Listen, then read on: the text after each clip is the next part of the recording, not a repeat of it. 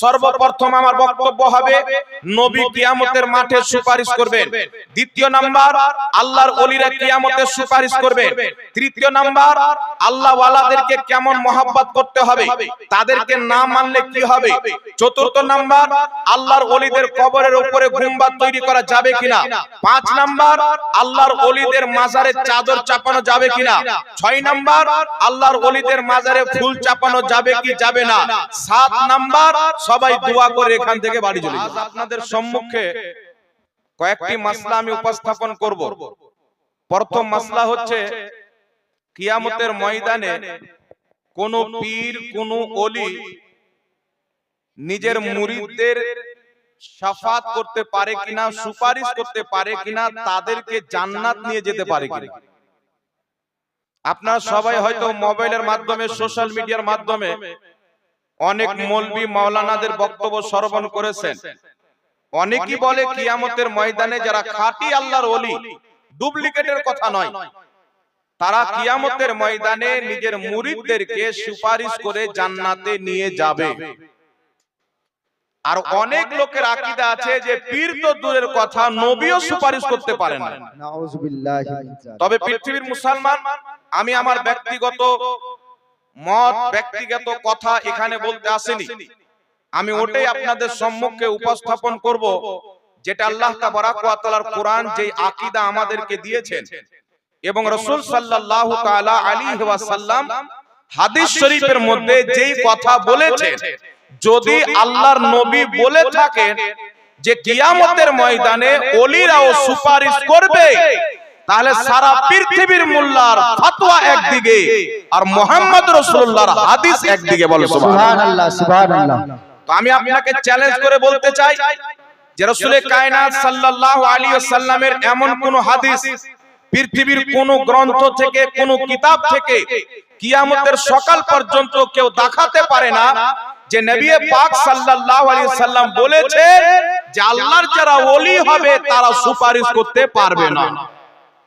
তবে আমি আলহামদুলিল্লাহ আপনাদেরকে দেখাবো, আর অন্য কিতাব থেকে নয়, কুরআনুল কারীমের পর যেই কিতাবের মর্যাদা সবচাইতে বেশি, যাকে সহিহ বুখারী বলা হয়, এই সহিহ বুখারী থেকে প্রমাণ করব যে কিয়ামতের ময়দানে মুহাম্মদ রাসূলুল্লাহ সুপারিশ করবেন, আর মুহাম্মদ রাসূলুল্লাহর যারা সচ্চা গোলাম হবে তারাও সুপারিশ করে জান্নাতে নিয়ে যাবে। বল সুবহানাল্লাহ, সুবহানাল্লাহ। পৃথিবীর মুসলমান, আমরা আহলে সুন্নাত ওয়াল জামাত, আমরা বাচপান থেকে শুনে এসেছি, অনেকেও শুনেছেন, আমরা তো আলহামদুলিল্লাহ মাদ্রাসায় পড়েছি, মাথার চোখে হাদিস শরীফে লেখা দেখেছি, আর জয়ীফ হাদিসে নয়, আলহামদুলিল্লাহ সহিহ হাদিসে লেখা দেখেছি যে রাসূল পাক সাল্লাল্লাহু আলাইহি সাল্লাম কিয়ামতের ময়দানে উম্মতের সুপারিশ করবে। প্রথমে আমি আপনাকে বিষয় বলে দিই। সর্বপ্রথম আমার বক্তব্য হবে নবী কিয়ামতের মাঠে সুপারিশ করবেন। দ্বিতীয় নাম্বার, আল্লাহর ওলিরা কিয়ামতের সুপারিশ করবেন। তৃতীয় নাম্বার, আল্লাহ ওয়ালাদেরকে কেমন মহব্বত করতে হবে, তাদেরকে না মানলে কি হবে। চতুর্থ নাম্বার, আল্লাহর ওলিদের কবরের উপরে গুম্বাদ তৈরি করা যাবে কিনা। 5 নাম্বার, আল্লাহর ওলিদের মাজারে চাদর চাপানো যাবে কিনা। 6 নাম্বার, আল্লাহর ওলিদের মাজারে ফুল চাপানো যাবে কি যাবে না। 7 নাম্বার, সবাই দোয়া করে এখান থেকে বাড়ি চলে যাবে। এই মাসলাটি আলোচনা এই জন্য করব যে আজকে যে জালসা হচ্ছে একজন আল্লাহর ওলিকে কেন্দ্র করে, আর যেই বিষয়ে জালসা হবে সেই বিষয়ে যদি আলোচনাই না হয়, তাহলে মানুষ বুঝবে কি করে যে এখানে আসলাম তো লাভ হলো না লস হলো। একটি কথা মনে রাখবেন পৃথিবীর মুসলমান, একটি মাজারে আল্লাহর ওলির পুরো বডিকে রাখা হয়। আজ এই মাজার দেখছেন, এখানে একটা ওলির পুরো বডি রাখা আছে। আল্লাহর ওলির বডির তো অনেক মর্যাদা আছে। আল্লাহ পাক নিজের কোরআন পাকে বয়ান করেছেন যে আল্লাহর নেক বান্দাদের জুতার ওসিলা দিয়ে বনি ইসরাইল দোয়া করত, আল্লাহ পাক নিজের নেক বান্দার জুতার ওসিলা কবুল করে নিয়ে তাদের দোয়াকে কবুল করে নিয়ে। সুবহানাল্লাহ, সুবহানাল্লাহ। এজন্য পৃথিবীর মুসলমান, আল্লাহ পাকের ওলিকে ছোট মনে করা যাবে না। আর থাকলো নবী মুস্তাফার সুপারিশের কথা, প্রথম একটি কথা মনে রাখেন, হাদিস শরীফ রয়েছে, হাদিসের কয়েকটি ক্যাটাগরি রয়েছে। হাদিস সহিহ হয়, হাদিস হাসান হয়, হাদিস যঈফ হয়, হাদিস মুনকার হয়, হাদিস মুদাল হয়, হাদিস মুরসাল হয়। কিন্তু পৃথিবীর মুসলমান হাদিসের অনেকগুলি ক্যাটাগরি রয়েছে, তার মধ্যে সর্বোচ্চ ক্যাটাগরি হচ্ছে যেটা সহিহ ও সহিহ, হাদিসে মুতাওয়াতির যাকে বলা হয়। হাদিসে মুতাওয়াতির কাকে বলে? এমন বিষয়ে হাদিস অসংখ্য সাহাবা বর্ণনা করেছে যে হাদিসের মিথ্যা হওয়া অসম্ভব। কম করে ধরেন 10 জন সাহাবী বর্ণনা করেছেন যেই হাদিস আপনার মুতাওয়াতিরের দরজা লাভ করেছে। এই রকম হাদিসকে কেউ যদি অস্বীকার করে তো ওই ব্যক্তি কাফির হয়ে যাবে, মুসলমান থাকবে না। আর আমার আপনার নবী মুস্তাফা কিয়ামতের ময়দানে উম্মতের সুপারিশ করে উম্মতকে জান্নাতে নিয়ে যাবে। এটা শুধু সহিহ হাদিস নয়, হাদিসে মুতাওয়াতির দ্বারা প্রমাণিত, যেটা কিয়ামতের সকাল পর্যন্ত কেউ ভুল প্রমাণ করতে পারবে না। সুবহানাল্লাহ, সুবহানাল্লাহ। আপনাদের সম্মুখে প্রথম কোরআন পড়তে চাই। আল্লাহ পাকের কোরআন খুলে এই পবিত্র কোরআনুল কারীমের মধ্যে আল্লাহ সুবহানাহু ওয়া তাআলা ইরশাদ করেছেন, কি বলতেছেন? ওয়ালা সাউফা ইউতিকা রাব্বুকা ফাতারদা। আল্লাহ তাবারক ওয়া তাআলা বলছেন, হাবিব অতি শীঘ্রই আমি তোমাকে এত দিব তুমি রাজি হয়ে যাবে। আল্লাহ বলছেন, নবী তোমাকে এত দিব তুমি রাজি হয়ে যাবে। এই পৃথিবীর মুসলমান কত আল্লাহ দিবেন আর কবে দিবেন? ওই কিয়ামতের ময়দানে আল্লাহ পাক নবী মুস্তাফাকে দিয়ে যাবেন। আর আমার নবী কত নিয়ে রাজি হবে? তিনি যতটুকু নিয়ে রাজি হবে আল্লাহ তিনাকে ততটুকু দিবেন। আল্লাহ ওয়াদা করেছেন কোরআন পাকে, নবী তোমাকে এত দিব তুমি রাজি হয়ে যাবে। জিজ্ঞাসা করেন, ইয়া রাসূলুল্লাহ আপনি কি নিয়ে রাজি হবেন? তো আমার নবী মুস্তাফাকে সোনার প্রয়োজন নাই, কারণ রাসূল পাক নিজের স্ত্রী আম্মা আয়েশাকে বলতেছেন, ইয়া আয়েশা তো লাউ সিরতু লাসারাত মাই জাবালুজ যাহাব। আয়েশা আমি যদি চাই আমার পিছন পিছন সোনার পাহাড় চলবে। যেই নবী মুস্তাফা পাথরের পাহাড়কে ইশারা করে দিলে পাহাড় সোনা হয়ে যাবে। যেই নবী মুস্তাফা কাতরাকে ইশারা করলে কাতরা সমুদ্র হয়ে যাবে। যেই নবী মুস্তাফা সাররাকে ইশারা করে দিলে সোনায় পরিণত হয়ে যাবে। তিনাকে সোনার প্রয়োজন নাই, টাকার প্রয়োজন নাই, পয়সার প্রয়োজন নাই, রাজত্বের প্রয়োজন নাই। কারণ পৃথিবীর নমরুদ ফিরাউন বড় বড় বাদশা এসে জমিনে রাজত্ব করেছে। মা আমিনার লাল মুহাম্মদ রাসূলুল্লাহ আঙ্গুলের ইশারাতে চাঁদ দুই টুকরা করে পৃথিবীকে জানিয়ে দিয়েছে পৃথিবীর বাদশা জমিনে রাজত্ব করেছেন। আমিনার লাল মুহাম্মদ রাসূলুল্লাহর রাজত্ব আকাশের চাঁদেও চলে। বল সুবহানাল্লাহ। নারায়ে তাকবীর, নারায়ে তাকবীর, নারায়ে রিসালাত, উরুস মুবারক, নারায়ে তাকবীর, নারায়ে রিসালাত। যেই রাসূলের ইশারাতে পাহাড় সোনা হয়ে যেতে পারে। রাসূল যদি বরকতের দোয়া করে দেন, কয়েক কিলো গম সারা জিন্দেগি পর্যন্ত খেয়ে সাহাবায়ে কেরাম ফুরাতে পারে না। তিনাকে দৌলতের প্রয়োজন নাই, তিনার হাত খালি ছিল, পেটে তিনি পাথর বেঁধেছেন। কিন্তু রাসূল পাক বলছেন, সহিহ বুখারীর মধ্যে হাদিসটি লিপিবদ্ধ রয়েছে, আল্লাহর নবী বলতেছেন, ইন্নী মাফাতিহা খাজাইনিল আরদ, নিশ্চয় আল্লাহ তাবারক ওয়া তাআলা জমিনের সমস্ত খাজানার চাবি আমি নবী মুস্তাফাকে দিয়ে দিয়েছেন। উঠান ইমাম জালালউদ্দিন সিউতির কিতাব খাসাইসুল কুবরা। যেই দিন নবী মুস্তাফা জন্মগ্রহণ করেছেন আসমান থেকে আওয়াজ এসেছিল, কাবাসা মুহাম্মাদুন আলা দুনিয়া কুল্লাহা, সারা কুল কায়নাতে মুস্তাফার কবজা হয়ে গেল। এইজন্য পৃথিবীর মুসলমান নবীর খালি হাতে সমস্ত জমিনের খাজানার চাবি আল্লাহ রেখেছিলেন। নবীর খালি হাতে জান্নাতের চাবি খোদা দিয়েছিলেন, আসমানের চাবি খোদা দিয়েছিলেন। তাই আলা হযরত বলতেছেন, वो मालिक कुल है पास कुछ रखते नहीं, दोनों जहां की नेमत है उनके खाली हाथ में। सुभान अल्लाह, सुभान अल्लाह। दोनों जहानेर नियामत উনার খালি হাতে আল্লাহ পাক রেখে দিয়েছিলেন। তো নবীকে মাল ও দাওলাতের প্রয়োজন নাই। খোদা বলছেন ওয়ালা সাউফা ইউতিকা রাব্বুকা ফাতারদা, নবী তোমাকে এত দিব তুমি রাজি হয়ে যাবে। ইয়া মুস্তাফা আপনি কত নিয়ে রাজি হবেন? রাসূলে পাক বলবেন আমি মক্কার মাটিতে গারে হিরাতে উম্মতের জন্য কান্না করেছি, সিজদায় পড়ে কান্না করেছি, দুই হাত তুলে কান্না করেছি, মদিনার মাটিতে কান্না করেছি। আর মাজমাউ সাওয়াইদে হাদিস এসেছে রাসূলে পাক বলছেন যখন তোমরা পাপ করবে তোমাদের পাপগুলিকে আল্লাহ আমার কবরে পেশ করবে, আমি তোমাদের পাপ দেখে তোমাদের হয়ে খোদার কাছে ক্ষমা চাইবো। তো রাসূলে পাক যিনি মক্কায় উম্মতের জন্য কান্না করেছেন, মদিনাতে উম্মতের জন্য কান্না করেছেন, তিনি কি চাইবেন? রাসূলে পাক বলছেন এক এক করে কিয়ামতের ময়দানে আমার প্রত্যেকটা উম্মতকে খোদা জান্নাত দান করে দাও, আমি মুস্তাফা রাজি হয়ে যাব। নারায়ে তাকবীর, নারায়ে রিসালাত, নারায়ে হায়দারি, নারায়ে তাকবীর, নারায়ে রিসালাত। বাস রাসূলে পাক কিছুই চান না, শুধু এটাই চান আমার প্রত্যেক উম্মত যেন জান্নাতে চলে যায়। এই গুনহগার পাপী তাপী মুসলমান তোমার নামাজ কি করে তোমাকে জান্নাতে নিয়ে যাবে? রোজা কি করে জান্নাতে নিয়ে যাবে? হজ কি করে জান্নাতে নিয়ে যাবে? যাকাত কি করে জান্নাতে নিয়ে যাবে? সাহাবায়ে কেরামকে জিজ্ঞাসা করেন কিয়ামতের ময়দান সংগঠিত হবে, ফাইনাল পরীক্ষা হবে, জান্নাতি জান্নাতে যাবে, জাহান্নামী জাহান্নামে যাবে। ও নবীর সাহাবী আপনারা কি ব্যবস্থা করেছেন? কিয়ামতের কি সামান জোগাড় করেছেন? বুখারী শরীফের হাদিস, একজন সাহাবী আসলেন, আসার পরে বলছেন ইয়া রাসূলুল্লাহ আমাকে কিয়ামতের ব্যাপারে কিছু বলেন। রাসূলে পাক বলেন নামাজ পড়ে নাও। নামাজ পড়ার পর রাসূলে পাক বলছেন কে আমাকে কিয়ামতের ব্যাপারে জিজ্ঞাসা করেছিলে? ওই সাহাবী চলে আসলেন, আসার পর সাহাবী বলছেন ইয়া রাসূলুল্লাহ আমি জিজ্ঞাসা করেছিলাম। তো আমার আপনার নবী বলছেন সহিহ বুখারীর হাদিস, তুমি কিয়ামতের ব্যাপারে জিজ্ঞাসা করছো, আগে এটা বলো যে কিয়ামতের ব্যাপারে কি কিয়ামতের জন্য জোগাড় কি করেছো? সুবহানাল্লাহ। কিয়ামতের ব্যাপারে জিজ্ঞাসা করছো, আগে এটা বলো তুমি জোগাড় কি করেছো? তো সাহাবা উত্তরে কি বলছেন? ইয়া রাসূলুল্লাহ নামাজ তো খুব পড়িনি, আমার রোজাও খুব নাই, আমল খুব করিনি, তবে আমি আল্লাহ আল্লাহ রাসূলকে ভালোবাসি।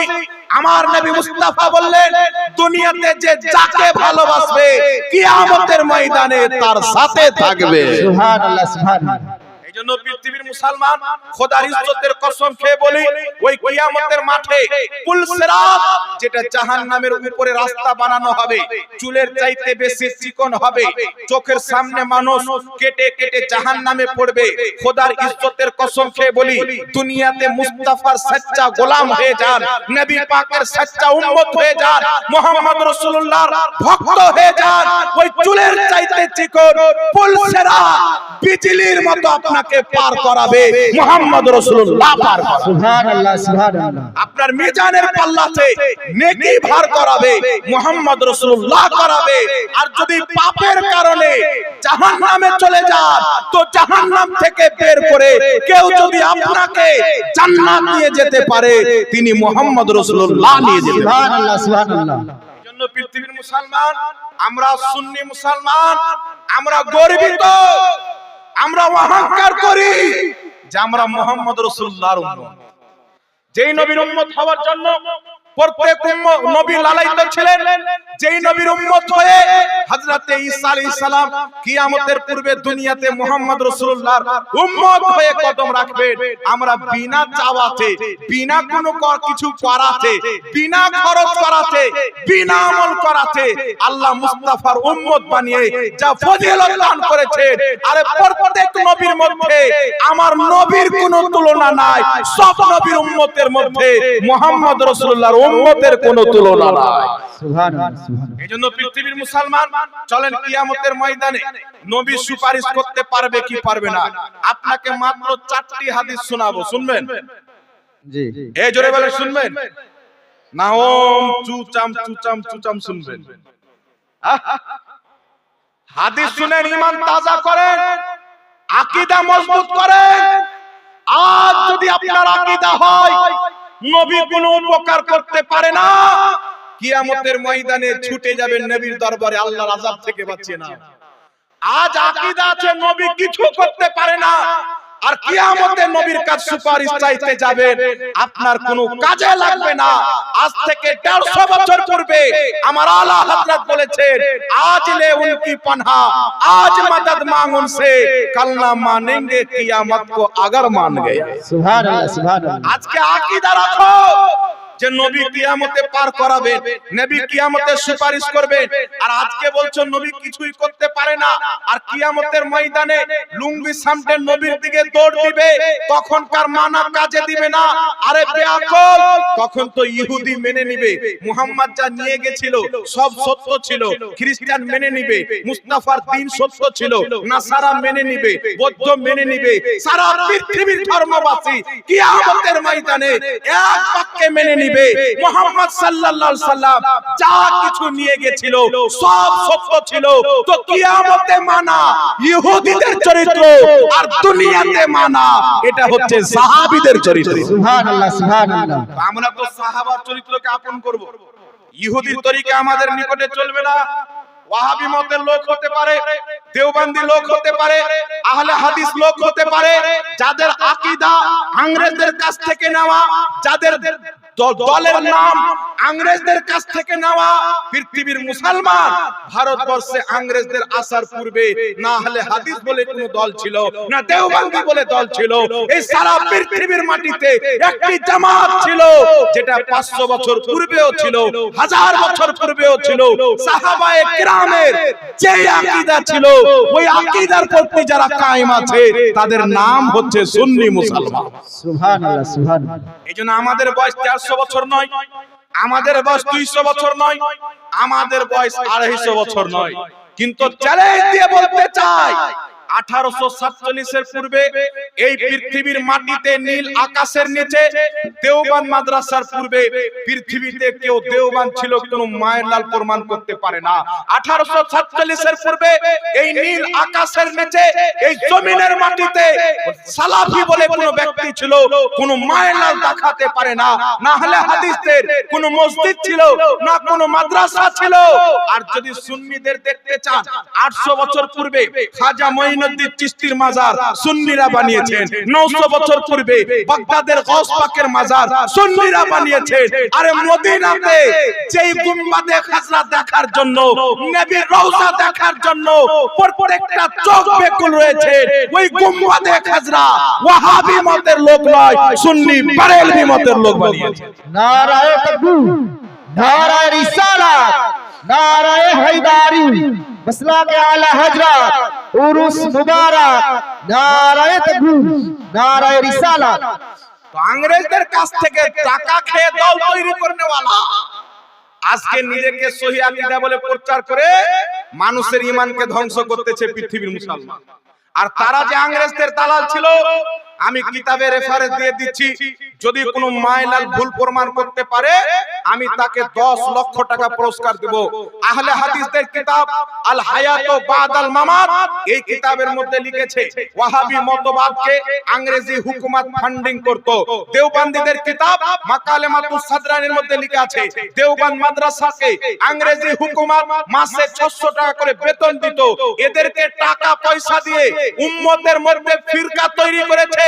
কিন্তু পৃথিবীর মুসলমান আহলে সুন্নাত ওয়াল জামাত এটা কোন দল থেকে ভেঙে আসা ফিরকা নয়। 1450 বছর পূর্বে যে আহলে সুন্নাত ওয়াল জামাতকে নবী 73 ফিরকার মধ্যে জান্নাতি বলেছিলেন, ওই জান্নাতি দলের নাম হচ্ছে সুন্নি জামাত। সুবহানাল্লাহ সুবহানাল্লাহ। এজন্য পৃথিবীর মুসলমান আমাদের যে আকীদা, এই আকীদা পূর্বের প্রত্যেক মুসলমানের ছিল। এই দলিল অনেক আছে। আমি আপনাকে বলতেছি বিরাদুল ইসলাম লা মাযহাবী এবং দেওবন্দি দুই গ্রুপের মাথার তাজ, যার নাম হচ্ছে ইসমাইল দেহলভী। ভারত, বাংলাদেশ, পাকিস্তানে আহলে হাদিসের সর্বপ্রথম কিতাব যেটা ছেপেছিল, যে কিতাবকে ইংরেজরা ইংরেজি ভাষাতে ট্রান্সলেশন করে ফ্রিতে মানুষ পর্যন্ত বন্টন করেছিল। কেন? যাতে উম্মতের মধ্যে একটা আগুন লাগে আর মুসলমান দলে দলে বিভক্ত হয়, আর ভারতের মাটিতে ইংরেজদের হুকুমত টিকে থাকে। এই কারণে তাকওয়াতুল ঈমান লেখা হয়েছিল।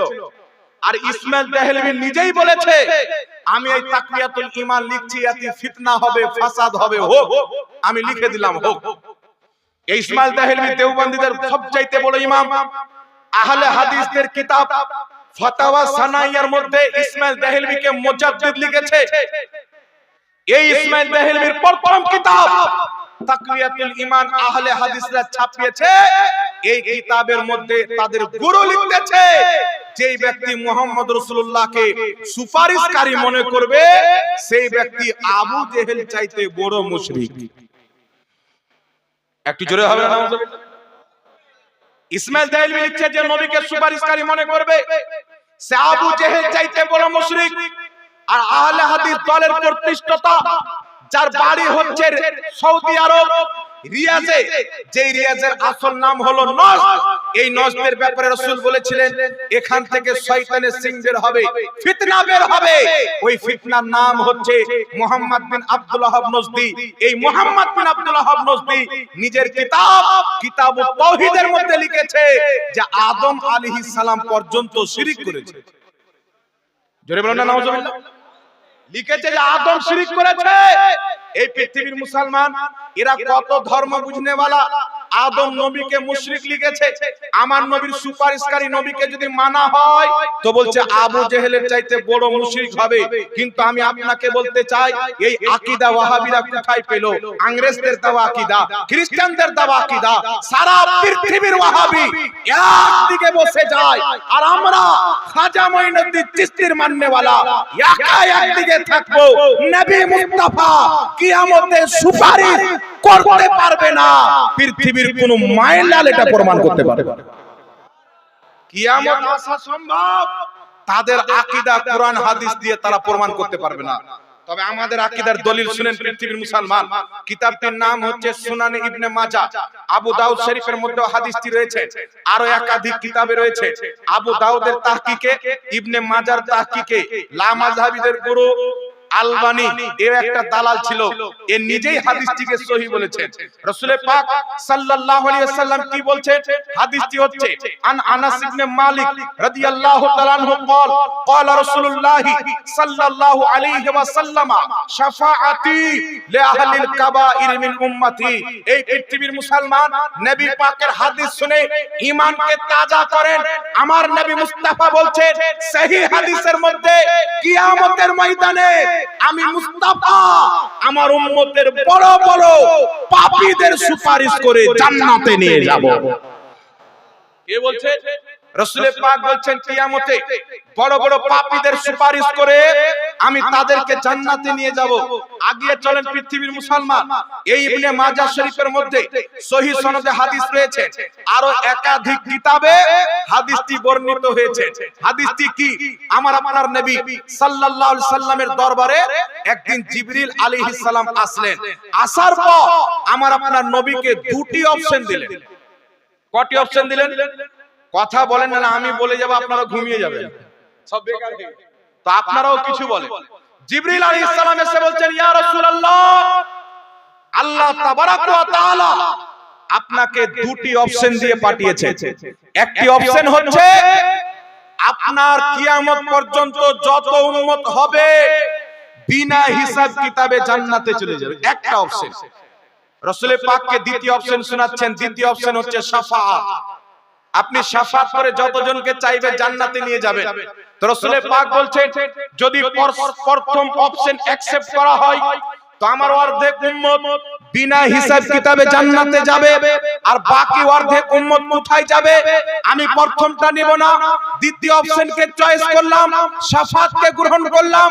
কিয়ামতের ময়দানে ততক্ষণ পর্যন্ত আমি মুস্তাফা সুপারিশ চলবে যতক্ষণ পর্যন্ত আমার একজন উম্মত জাহান্নামে থাকবে।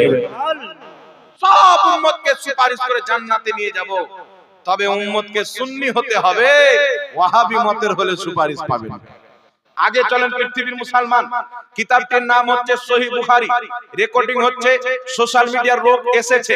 আমার একটা হাদিসকে যদি কোনো ব্যাটা প্রমাণ করতে পারে যে এই হাদিসটা কোনো কিতাবের মধ্যে নাই, যেটা চোরের শাস্তি সেটা আমার শাস্তি। বুখারী শরীফ খুলেন, এই সহিহ বুখারীর মধ্যে হাদিস, রাসূলুল্লাহ সাল্লাল্লাহু আলাইহি সাল্লাম বলছেন, কিয়ামতের ময়দানে যাদের অন্তরে রায়ের দানা পরিমাণে ঈমান থাকবে বা তার চাইতেও কম ঈমান থাকবে, আমি মুস্তাফা তারও সুপারিশ করে জান্নাতে নিয়ে যাব। তারও সুপারিশ করে জান্নাতে নিয়ে যাব। আর ফাইনাল হাদিস শুনেন, সহিহ বুখারীর মধ্যে রাসূলে কায়নাত সাল্লাল্লাহু আলাইহি সাল্লাম বলেছেন, কিয়ামতের ময়দানে কঠিন অবস্থা হবে, মাথার উপরে সূর্য হবে, জমিন তামার হবে, কত তাপ হবে বাবা, নিজের ঘামে নিজে হাবুডুবু করবে, কওরির কলিজা ফেটে যাবে, মাথার মগজ শুকিয়ে যাবে, চোখের ঢালাগুলি সাদা হয়ে যাবে, পিপাসার কারণে বুকটা চুরমাচার হয়ে যাবে। এই কঠিন অবস্থাতে আল্লাহু আকবার কবীরা রাসূলে কায়নাত সাল্লাল্লাহু আলাইহি সাল্লামকে আল্লাহ পাক হাউজে কাউসারের মালিক বানিয়েছেন। পবিত্র কোরআন সূরাতুল কাউসার 30 পারার মধ্যে আল্লাহ পাক বলছেন, ইন্না আ'তাইনাকাল কাউসার, মাহবুব নিশ্চয় আমি তোমাকে কাউসার দান করলাম। রাসূল পাক বলছেন, এই কাউসারের পানি কিয়ামতের ময়দানে আমার পিপাসিত উম্মতকে আমি মুস্তাফা নিজের হাতে পান করাবো।